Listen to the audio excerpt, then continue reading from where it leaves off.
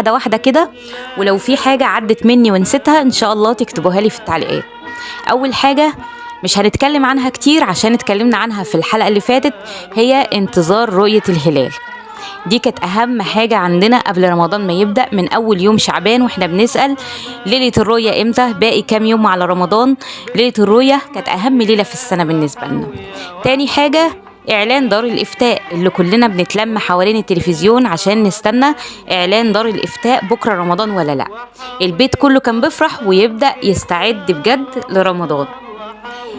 دي النقطتين اللي احنا اتكلمنا عنهم الحلقة اللي فاتت، فعشان كده مش هنقول فيهم كتير.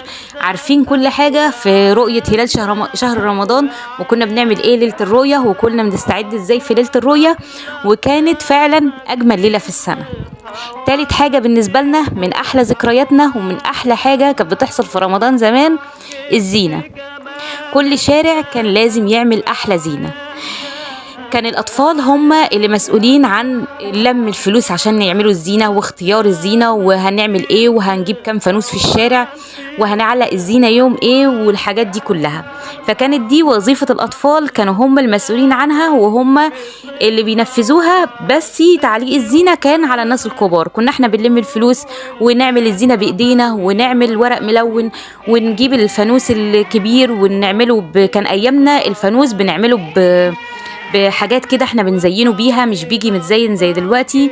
وبعدين الناس الكبار بقى ليلة ما نعلق الزينة كانوا هم اللي بيقوموا بالمهمة دي ويعلقوا الزينة.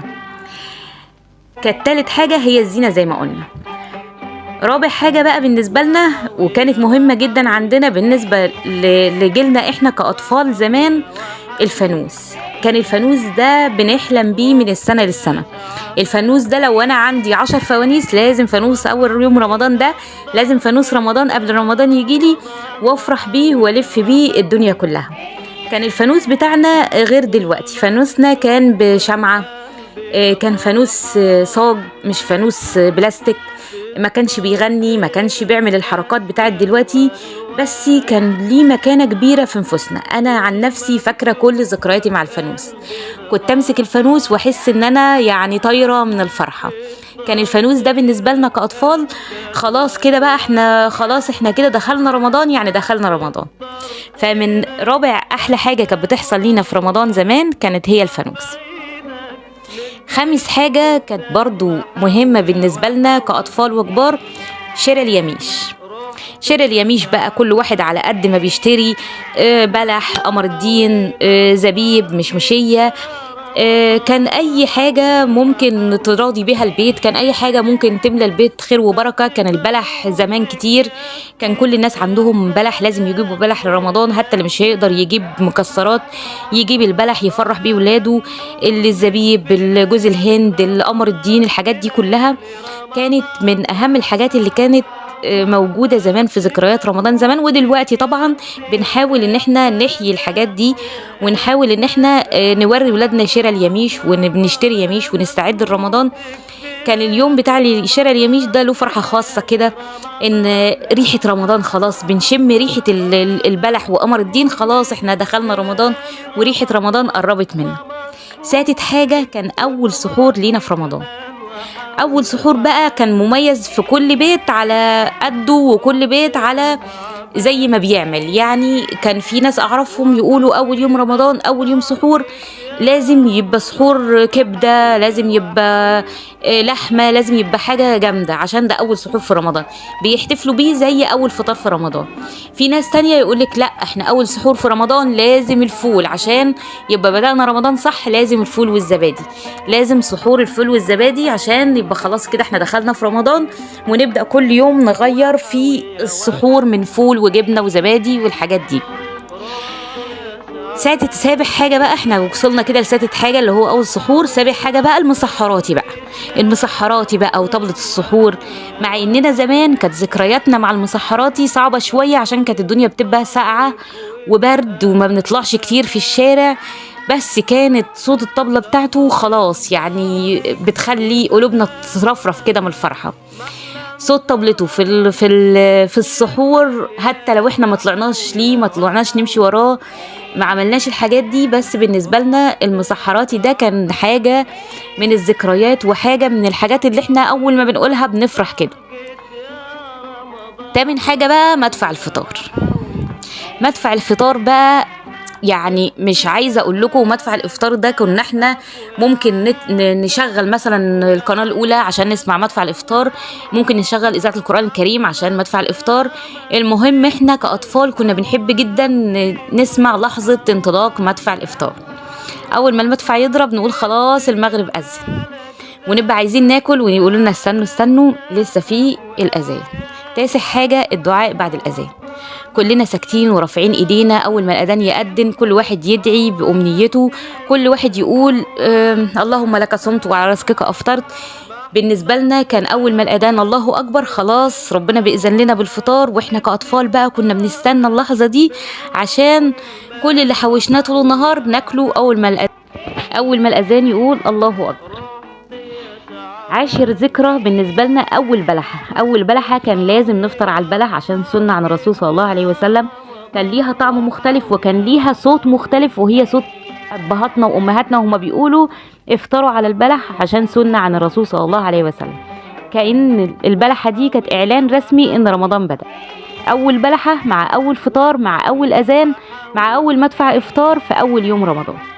عاشر حاجة الاكل اللي كنا بنوديه للجيران والجيران كانوا بيودوه لنا في اول رمضان، طبق محشي يروح، صينيه كنافه تيجي، كانت كل حاجه رايحه جايه بين الجيران كده، كانت حاجه حلوه جدا افتقدناها دلوقتي. كل واحد دلوقتي قافل على نفسه بابه ملوش دعوه باللي جنبه، مع ان الحاجات دي كانت بتحيي ذكرى حلوه جدا فينا، ذكرى رمضان وريحه الاكل بتاع رمضان وذكرى الناس كلهم فرحانين برمضان، كل الناس عايزين يدوقوا بعض من اكلهم. كانت حاجه حلوه جدا، دلوقتي للاسف ما عادتش موجوده. الذكرى ال 12 ريحه الاكل الشارع كله ريحته محشي في اول يوم رمضان، ريحته لحمه، ريحته كنافه، تحس ان رمضان له ريحه مميزه.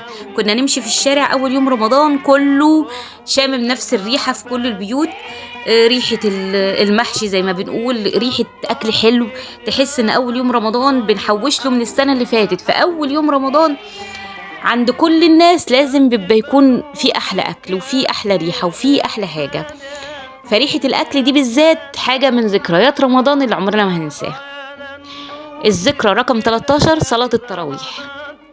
الاطفال بقى يلبسوا جديد وينزلوا مع الكبار، البنات يلبسوا الازدالات وينزلوا المساجد مليانه بنات وولاد وكبار. كانت المساجد اول يوم تراويح ده بتبقى على اخرها، حتى لو بعد كده الناس اهملوا شويه في الصلاه، اول يوم رمضان ده ما بيبقاش فيه مكان فاضي لحد. الذكرى ال 14 اللعب بعد التراويح. بالنسبه لنا احنا كاطفال زمان الشوارع كانت مليانه حياه وضحك وجري وفوانيس، ما كانش فيه خوف، ما كانش فيه عدم امان، كان الامان في كل الشوارع وفي كل حته. كنا بنجري طول الليل، كنا بنجري ونجري بالفوانيس ونلعب ونهيص طول الليل في اول ليله رمضان، احتفال ان رمضان وصل. كنا بنحب رمضان عشان الانطلاق بتاعنا والفوانيس والجري والهيصه اللي الشوارع كلها فيها، كانت اي احلى ايام. الذكرى ال 15 التلفزيون والمسلسلات، الحاجات اللي كانت بتيجي بالنسبه لنا احنا كان التلفزيون قناتين 2 3 قنوات، ما كانش بيجي فيه حاجه طول السنه، فكنا بنستنى رمضان عشان كان فيه بقى حاجات مختلفه، كان فيه فزوره، كان فيه بوجي وطمطم، كان فيه سلاحف النينجا، كان فيه الكاميرا الخفيه، كان فيه كام حاجه كده بنستناها من السنه للسنه عشان عارفين ان احنا مش هنشوفها غير في رمضان. دي حاجه ممكن دلوقتي الولاد ما يفهموهاش قوي، احنا بس اللي فاهمينها، اللي ما كانش عندهم زمان غير 3 قنوات بس.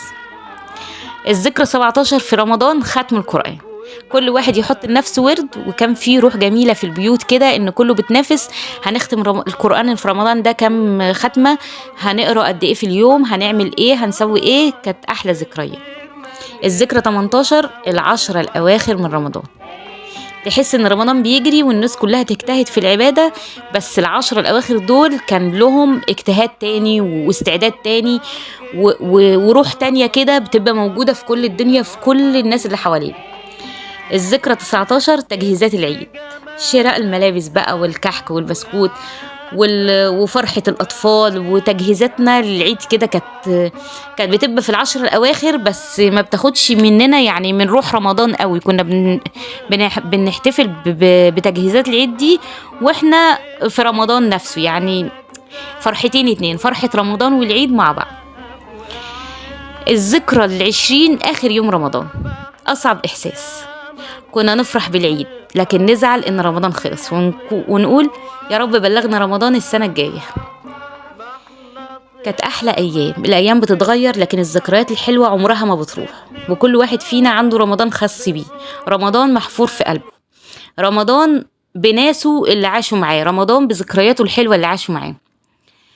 يا ريت لو انا نسيت حاجة تكتبوها لي في التعليقات، يا ريت لو عندكم ذكريات تانية تكتبوها لي، ونحاول كده نرجع الذكريات الحلوة دي، وان شاء الله ان شاء الله كل رمضان عندنا يكون احلى من رمضان اللي قبل. وكل سنة وانتم طيبين.